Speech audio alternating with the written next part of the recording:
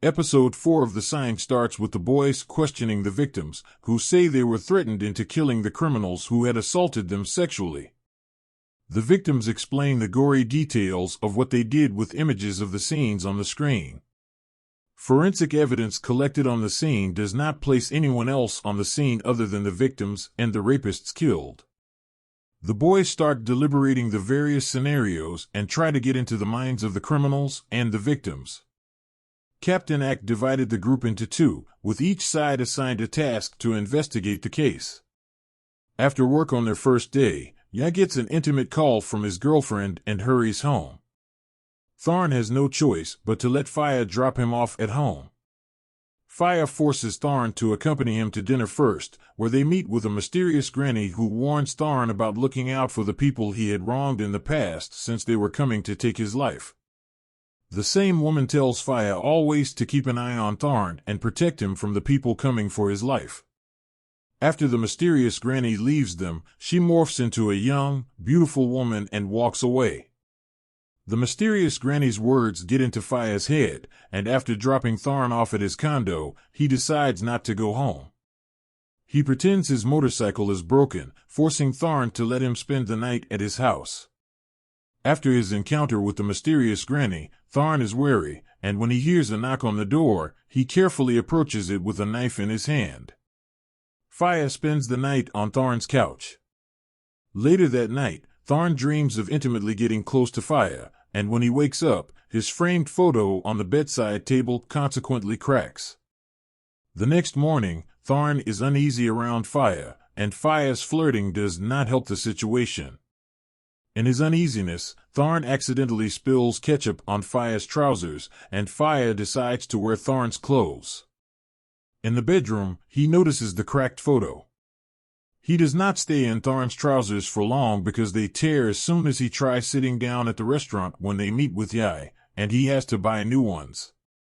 Yai, Faya, and Tharn investigate the restaurant where one of the victims says she bumped into a man and their phones were swapped, but checking the CCTV footage does not give them any credible clues. While deliberating what to do next, Faya overhears some customers talking about an influencer reviewing the cafe 3 days ago, giving him an idea. He approaches the customers, gets information about the influencer, and links to the online video. The three watch the video keenly, looking for clues. Their creativity pays off when Tharn notices the woman bumping into a hooded man. Although the clip is unclear, Lieutenant Singh can create a potential match using AI. However, it will take some time, and they must wait for more CCTV data. The boys start to get frustrated. Forensic Officer Marys brings the team more information. From the information provided by the victims, Mary suggests that the victims were kidnapped and held in a dark, humid room like a cellar, and the irritating noise is because the cellar is near an airport. She adds that they could not find the mastermind's DNA at the scene because he knows how to wipe and destroy all evidence. Faya adds that the killer has access to criminal data, making the team think that the person they are looking for is a police officer. Inspector Ack gives Singh an order to check who accessed the case files in the last month, and the rest are sent out to look for more clues in the woods. Marys, Tharn, and Faya arrive at the woods to check out a deserted building that used to be part of a mental hospital. Before entering the building, Tharn gets a vision of a woman hanging herself in the woods, but ignores it. The three arrive at the building, and a plane over them confirms the irritating noise. Once inside, Tharn gets another vision of a man throwing a firebomb inside the room, which happens soon after. Faya runs after the suspect while Tharn helps save Marys from the fire. Tharn gets another vision and has to run after Faya and save him from the suspect while Mary stays behind to call the fire rescue. Tharn arrives just in time before the man stabs Faya, but the suspect gets a chance to escape. The police arrived, and Marys reported the incident.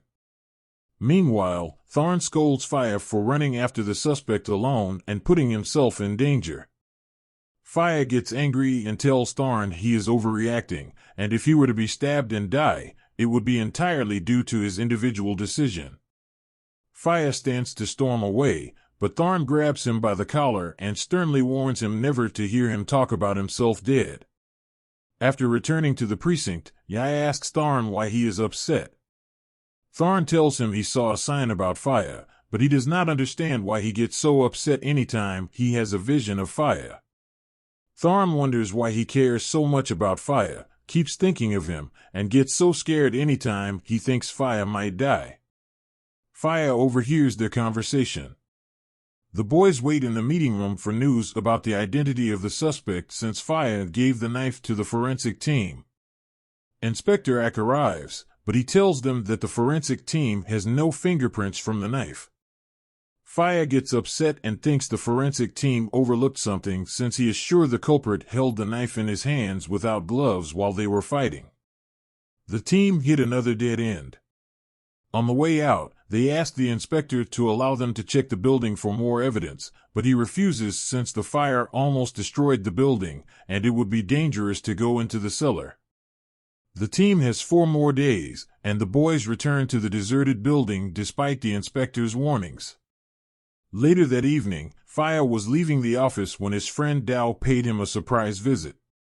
They speak privately away from the rest of the team when the boys see them while on their way home.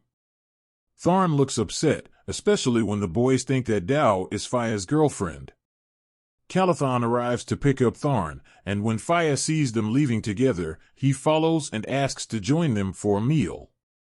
Tharn does not want to, but Calathon agrees. During the meal, Faya seems hostile towards Calathon, and Tharn asks him to leave if he is uncomfortable eating with them. Tharn excuses himself to go to the washroom, and Calathon starts diagnosing Faya's mental disorder using information about his dreams and hallucinations. Faya thinks Tharn told Calathon about him. Faya gets angry and suddenly leaves the table when Tharn comes back. Tharn asks Calathon what happened, but he acts like it is nothing but silently smirking.